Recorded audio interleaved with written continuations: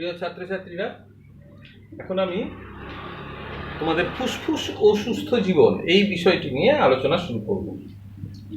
তো ফুসফুসকে আমাদের সুস্থ রাখতে হবে, কারণ আমাদের ফুসফুসের সাহায্যে আমরা অক্সিজেন নিয়ে আসি। অক্সিজেন না যদি আমাদের রক্তে মেশে কোষে কোষে যদি অক্সিজেন না পৌঁছায়, তাহলে কিন্তু আমরা কেউ বাঁচবো না। সুতরাং ফুসফুস যতক্ষণ শ্বাস প্রক্রিয়া চলবে ততক্ষণ কিন্তু বেঁচে থাকার সম্ভাবনা।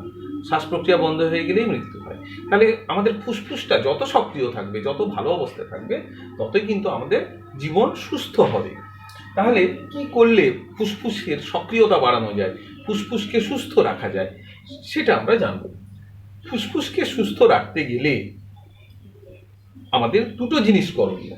1 নম্বর হলো শ্বাস ব্যায়াম, অর্থাৎ শ্বাসক্রিয়া সম্পর্কিত বিভিন্ন ব্যায়াম করা। দ্বিতীয় হচ্ছে ধূমপান ত্যাগ করা। খুব ইম্পর্টেন্ট দুটি কাজ, যার সাহায্যে আমরা আমাদের ফুসফুসকে সুস্থ রাখতে পারি।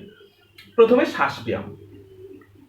কয়েকটি শ্বাস ব্যায়ামের কথাই আমাদের আলোচনা করেছি। 1 নম্বর যোগাসন। যোগাসন করলে কি হয়, শরীরে পরিশ্রম হয়, আর পরিশ্রম হলেই আমাদের দেখেছো না, আমরা হাঁপিয়ে উঠি, তখন জোরে জোরে শ্বাস নিই। এই শ্বাস নেওয়া মানে হচ্ছে বক্ষপঞ্জরের পেশি, মধ্যচ্ছদা, এগুলো অনেক বেশি সংকুচিত হয় এবং শিথিল হয়, অনেক বেশি সংকুচিত হয়। এই যে ঘন ঘন শ্বাস নিই, ফুসফুসের দ্রুত সঞ্চালন হয়, তার ফলে ফুসফুসের ব্যায়াম হয়, শ্বাসপেশির ব্যায়াম হয়, ফুসফুসের ব্যায়াম হয়। শ্বাসপেশি যেগুলো, তার দক্ষতা বাড়ে, কর্মদক্ষতা বাড়ে। কি কি কয়েকটা ব্যায়ামের নাম তোমরা জেনে নাও, যেমন কপালভাতি, বৃক্ষাসন, উষ্ট্রাসন, অর্ধমৎস্যেন্দ্রাসন, অনুলোম বিলোম ইত্যাদি আরো বেশ কিছু যোগাসন আছে, যে যোগাসনগুলো করলে ফুসফুসের এবং শ্বাসপেশিগুলির দক্ষতা বাড়ে। 2 নম্বর গভীর শ্বাসকার্য। যদি খুব জোরে জোরে শ্বাস নিয়ে ধীরে ধীরে ধীরে ধীরে ধীরে ধীরে শ্বাস ত্যাগ করা হয়, নিঃশ্বাস ত্যাগ করা হয়, এই প্রাণায়াম প্রক্রিয়া, গভীর শ্বাস নেওয়া, বলপূর্বক বেশ জোরে গভীর শ্বাস নেওয়া এবং আবার ধীরে ধীরে ছেড়ে দেওয়া, এগুলো হচ্ছে প্রাণায়ামের কৌশল।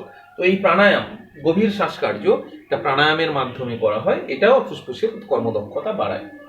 মুখে ঠান্ডা জলের ছিটে, যদি এইভাবে মুখে ঠান্ডা জলের ছিটেও দেওয়া হয়, তাহলে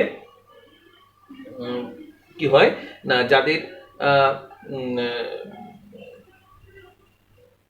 তোমরা দেখেছো নিশ্চয়ই, খুব পরিশ্রম যখন হয়, মাথা ঘুরছে, খুব পরিশ্রম, সেই সময় কি করা হয় বলতো, মুখে ঠান্ডা জলের ছিটে দেওয়া হয়।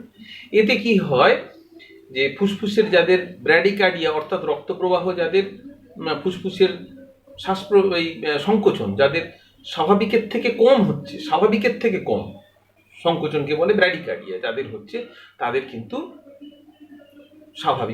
স্বাভাবিক যে স্পন্দন, ফুসফুসের সংকোচন প্রসারণ, সেটা ফিরে আসে। এইটার জন্য জলের ছিটে দেওয়ার প্রয়োজন হয়। তো মাঝে মাঝে এই জন্য চোখে জলের ছিটে দেওয়া দরকার।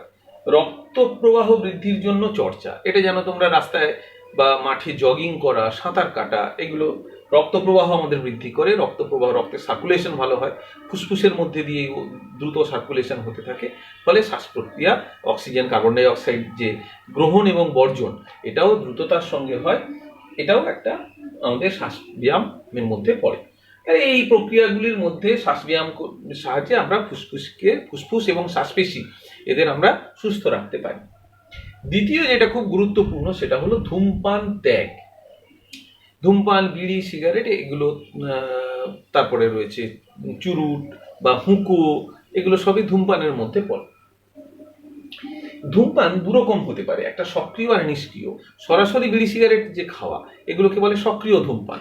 আর নিষ্ক্রিয় ধূমপান হচ্ছে যারা ধূমপান করছে না, অথচ যে ধূমপান করে, সে যে ধোঁয়াগুলো ছেড়ে দিচ্ছে আশপাশে, সেই ধোঁয়া যারা পরোক্ষভাবে নেয়, যেমন একজন ধরো বাসে বা দোকানে কি কোথাও বসে সিগারেট খাচ্ছে, কোথাও বসে তার আশপাশে আরো আছে লোকজন, তো তারাও কিন্তু পরোক্ষভাবে তারা সেই ধোঁয়া তাদের মধ্যে নিচ্ছে। বাড়িতেও কেউ ধূমপায়ী থাকলে, বাড়িতে বাচ্চা, মহিলা, অন্য যারা রয়েছে যারা ধূমপায়ী নয়, তারাও কিন্তু সেই ধোঁয়া তাদের শরীরে যাচ্ছে, এবং এর ফলে মারাত্মক ক্ষতি। এদের বলে পরোক্ষ ধূমপান। পরোক্ষ ধূমপান কিন্তু প্রত্যক্ষ ধূমপানের থেকে বেশি ক্ষতিকর, এটা মনে রাখবে। অর্থাৎ পরোক্ষ ধূমপায়ী এরা বেশি ক্ষতিগ্রস্ত হয় প্রত্যক্ষ ধূমপায়ীর চেয়ে। কারণ প্রত্যক্ষ ধূমপান করলে যতগুলো বিষাক্ত রাসায়নিক মানুষের দেহে প্রবেশ করে, পরোক্ষ ধূমপায়ীদের ক্ষেত্রে কিন্তু আরো বেশি রাসায়নিক প্রবেশ করে। কেন না, সিগারেট বা বিড়ির ধোঁয়াতে অন্তত 2000 রাসায়নিক আছে, যার মধ্যে অধিকাংশই ক্ষতিকর, মানে ক্যান্সার সৃষ্টি, ক্ষতিকর প্রত্যেকটাই, ক্যান্সার সৃষ্টি করে অনেকগুলি, প্রায় 2000 ক্ষতিকর রাসায়নিক আছে এক বিড়ি সিগারেটের ধোঁয়ায়। যখন ধূমপায়ী যে ধোঁয়াটা ছেড়ে দেয়, সেটা তার সঙ্গে আরো কিছু এক্সট্রা যোগ হয়ে যায়। কেন না, এই আমাদের ও তো ফুসফুসের মধ্যে বাতাসটা নেওয়ার পরে ছেড়ে দেয়, তাহলে ফুসফুসের ভেতর থেকে যখন ওটা বাইরে বেরোয়, আরো রাসায়নিক বিক্রিয়ার মাধ্যমে কয়েকটা নতুন যৌগ তৈরি হয়, সেই যৌগগুলো বাতাসে ছেড়ে দেয়। পরোক্ষ ধূমপায়ী সেগুলো নেয়, প্রত্যক্ষ ধূমপায়ী কিন্তু সেই উপাদানগুলো সাথে ছেড়ে দিচ্ছে, এবং ডাইরেক্ট যে নেয়, যেটা প্রত্যক্ষ সক্রিয় ধূমপান, তাতে কিন্তু তুলনামূলকভাবে একটু কম থাকে বিষাক্ত উপাদান, ছেড়ে দিলে তাতে আর একটু বেশি অ্যাড হয়। সুতরাং পরোক্ষ ধূমপায়ীরা বেশি ক্ষতিগ্রস্ত হয়। এই হলো নিষ্ক্রিয় ধূমপান বা পরোক্ষ ধূমপান। কি কি থাকে? কয়েকটা রাসায়নিক, আমি বলেছি প্রায় 2000 ক্ষতিকর রাসায়নিক থাকে। তার মধ্যে কয়েকটা রাসায়নিকের নাম বলছি যেগুলো ক্যান্সার সৃষ্টি করে বা অত্যন্ত ক্ষতি করে। যেমন কার্বন ডাই অক্সাইড থাকে, কার্বন মনোক্সাইড থাকে, নাইট্রোজেনের বিভিন্ন অক্সাইড, ওই জন্য NOx লিখলাম, নাইট্রোজেনের বিভিন্ন অক্সাইড, হাইড্রোজেন সায়ানাইড, অ্যাসিটোন থাকে, বেনজোপাইরিন, এগুলো থাকে। তাহলে বিভিন্ন রকমের যে উপাদান, এগুলোর কথা আমরা জানলাম।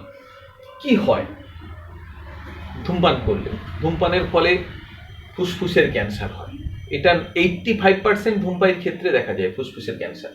ব্রঙ্কাইটিস, অর্থাৎ যে ব্রঙ্কিওল রয়েছে তার মধ্যে প্রদাহ হয়, যন্ত্রণা হয়, এবং মিউকাস বা শ্লেষ্মা জমে গিয়ে প্রচন্ড শ্বাসকষ্ট হয়, ব্রঙ্কাইটিস।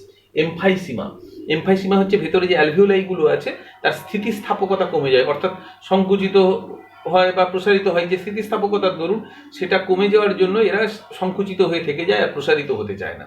এটা হচ্ছে এমফাইসিমা। কাশি হয়, হাঁপানি হয় বা অ্যাজমা বলা হয় হাঁপানিকে। শ্বাসনালী মানে ট্র্যাকিয়া, তার ক্যান্সার হয়।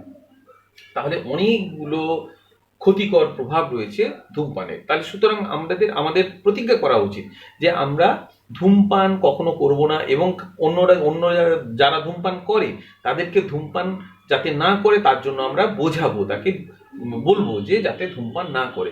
কারণ ধূমপান করলে শুধু নিজের ক্ষতি হয় না, আশেপাশে যারা থাকে, যারা ধূমপান করে না, তাদেরও মারাত্মক ক্ষতি হয়। এটা কিন্তু বলতে হবে, আমাদের বোঝাতে হবে। তাহলে তোমরা এগুলো বুঝতে পারলে। এখন আমি তোমাদের কতগুলো প্রশ্ন দিচ্ছি, এই প্রশ্নগুলো তোমরা লিখবে। প্রশ্নগুলো লেখো। প্লুরা কি? 1 নম্বর প্রশ্ন, প্লুরা কি? 2 নম্বর প্রশ্ন, অ্যালভিওলাই কি? 3 নম্বর প্রশ্ন, মানুষের শ্বাসপেশিগুলির নাম কি? 4 নম্বর প্রশ্ন, মানুষের শ্বাস প্রক্রিয়া সংক্ষেপে বর্ণনা করো। মানুষের শ্বাস প্রক্রিয়া সংক্ষেপে বর্ণনা করো। 5 নম্বর প্রশ্ন, মানুষের শ্বাসবায়ু বায়ুমণ্ডল থেকে কোন কোন পথে ফুসফুসে পৌঁছায় একটি শব্দচিত্রের সাহায্যে দেখাও। 6 নম্বর প্রশ্ন, কিভাবে ফুসফুসের কর্মক্ষমতা বাড়ানো যায়? 7 নম্বর প্রশ্ন, সিগারেটের ধোঁয়ায় উপস্থিত ক্ষতিকর উপাদান কয়েকটির নাম লেখো। 8 নম্বর, ধূমপানের ফলে কি কি রোগ হতে পারে? আর 9 নম্বর প্রশ্ন, সক্রিয় ও নিষ্ক্রিয় ধূমপান কি, কোনটি বেশি ক্ষতিকর? প্রশ্নগুলো বললাম, তোমরা এগুলো লিখে ফেলবে। আশা করি তোমরা আজকে যা পড়ালাম সেটা তোমরা বুঝতে পেরেছো।